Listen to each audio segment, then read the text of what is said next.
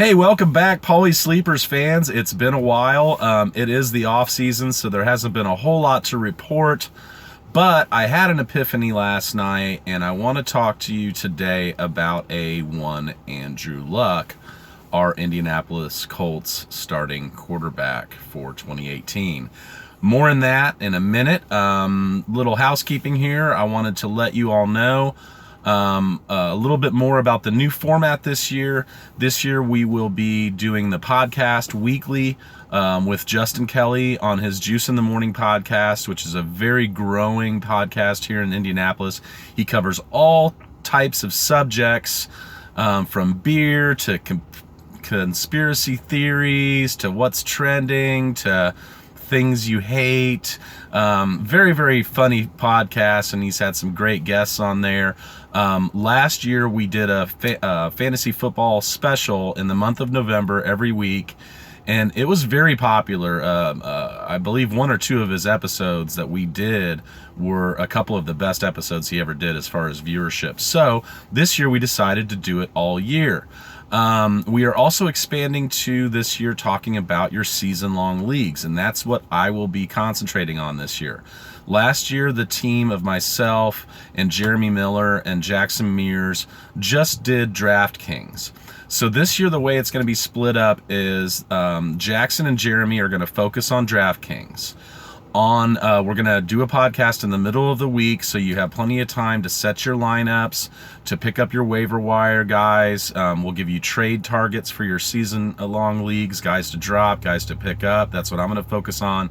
And these guys will focus on giving you a pool of players to choose from. So like we did last year, we're not going to just, like I did in the beginning of the year, just give you a ton of lineups to choose from. We're going to give you a player pool with one or two optimum lineups, and that's going to allow you to make changes later on in the week. Because if you watch this podcast on Tuesday or Wednesday, guys get hurt in practice, or on Thursday or Friday, you're going to want to be able to kind of stick and move on that and plug and play players. What's also going to be exciting is Justin is going to put $100 of his own money into DraftKings and put in our optimum lineup every week, and we're going to see what we could do with that money. On a lot of our guys last year, $100 turned into thousands of dollars.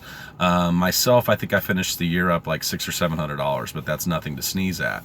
So we've got more content this year. We're gonna, talk to you about winning your season-long leagues, and also talk to you about winning some money on DraftKings. Last year, John Marchbanks from Pro Football Focus and I were on, and he talked mainly about season-long leagues, and I talked mainly about DraftKings, and it just gave me this idea that, I enjoy both. So I want to do both. So does Jackson. He does both. Jeremy, now he doesn't really do season-long fantasy football. I'm encouraging him to, but he just really does DraftKings. So we have a very exciting year lined up. There's going to be a lot less videos like this, and since Justin has upgraded his studio and put cameras in, much like shout out to the fantasy footballers, we're going to have a podcast that you can listen to wherever you listen to podcasts, and go to YouTube and watch as well if you want to do it that way. So please like and subscribe and get this going. We've got 70 plus subscribers. I really want to get to 100 before the season starts, and then blow up from there. I'd love to end the season with, like 500 subscribers. I started a Sunset Club, believe it or not, on Facebook several years ago, just to get away from all the bullshit on Facebook. And it's sunsets from all over the world. It's user-created content. It's friends and then friends of friends that I have let into the club. It's all about sunsets and the occasional sunrise. And it has like 2,500 subscribers. So, that's my goal eventually on this, is to, make this fantasy football talk as big as my Sunset Club is. Hashtag for the brand. So it's a rainy day here at Dreyer Reinbold BMW in Greenwood. If you're one of my Facebook friends that works with me at Dreyer Reinbold, please don't bust me and tell my boss Chad, that I was doing this on company time. I'd appreciate that. I am in a car and I'm learning more about the X5. It's a very, very nice car here. We'll look at it here. It's the BMW X5 with the new touchscreen, configurable touchscreen, heads-up display, very comfortable car-like ride. Okay, so we talked about work a little bit there, so maybe I can write this off. Anyway, let's talk about my topic today. Andrew Luck. I have a conspiracy theorist mind, and so do a lot of people in fantasy football. And the common sentiment around here anyway has been that this isn't happening. Andrew Luck's shoulder isn't right. He's not going to play. There was a botched surgery. It's career ending. They're trying to get him back, but they're moving him back too slowly, that he won't be available week 1. That's what the common, kind of theory has been. And if you look at the rankings right now, they have Andrew Luck ranked anywhere between, 10 and 14 for overall fantasy football drafts for quarterbacks. I think that's kind of ridiculous. If you don't think he's going to play, just don't rank him, or rank him in the 30s or 40s, because if he's not going to play, he doesn't have any value.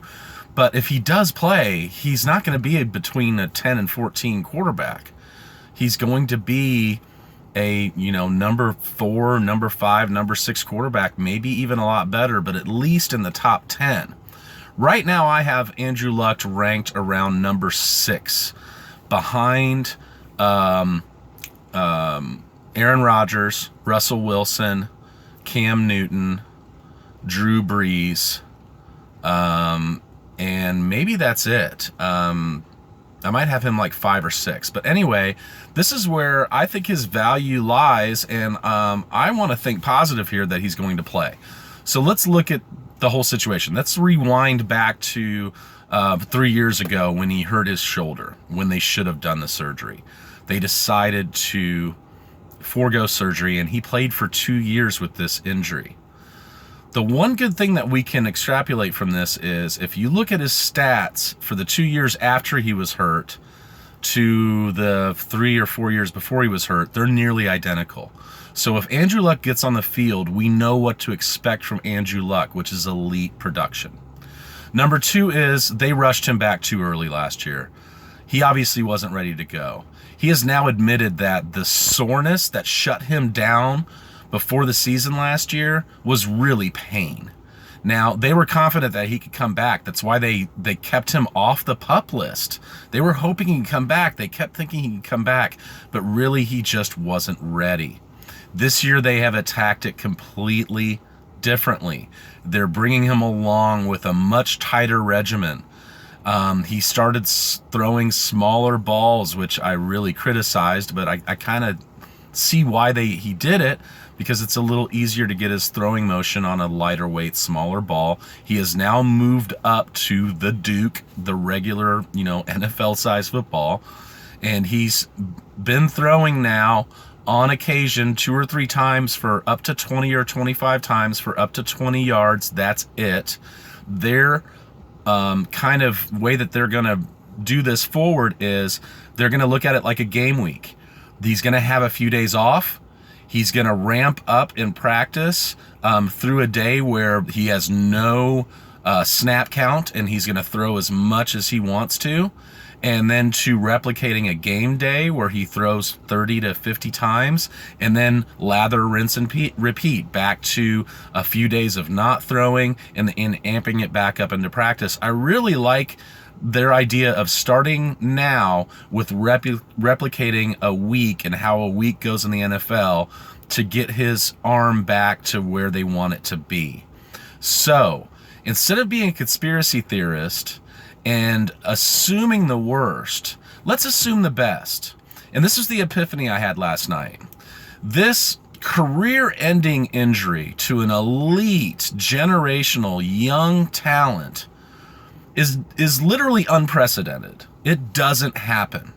What happened when, and yes, Peyton was a little older, but what happened when Peyton Manning had 3 neck fusion surgeries and his career was done? After that, he threw for 5,400 yards and 55 touchdowns. After he was done. Okay, let's bring up another example. What about when Drew Brees was never going to play again? Do you remember that? I didn't remember that, and most people won't. But there was a time, I believe it was 4.5 years ago, when he had a freak shoulder injury that was going to shut him down for the rest of his career. Drew Brees is a badass. He was a badass before that, and he's a badass now. That didn't shut him down. One more example, and I'm sure there's plenty, but one more example of Teddy Bridgewater a few years ago. Had a non-contact injury that supposedly like broke his leg in half where it was dangling in practice. There were players that literally threw up from watching this, and the conspiracy theorists ran wild with this. He's never going to throw again, play again. The damn guy's never going to walk again. What happened? Last year he came back. It was just one game and like 6 plays, but he came back and he threw the football. He looked like Teddy B. And now there's reports that he's leading the team and possibly being the starter week 1 over Sam Bradford and over Luke McCown. I don't know whether that's going to happen. That might just be kind of fire to fuel Sam Bradford. I think they're going to start Sam Bradford week 1, but he's obviously ready to go. He's taking snaps in practice. It's not like the sky is falling and the, you know, and it's apocalypse for Teddy B and he's never going to play again. He's playing again. He's fine. They fixed it. Modern medicine is amazing. They will fix your broken neck, spine, your shoulder that is detached, you know, muscle problems and labrums, and they will, you know, fix your leg that's, you know, dislocated and broken in two. They can fix anything.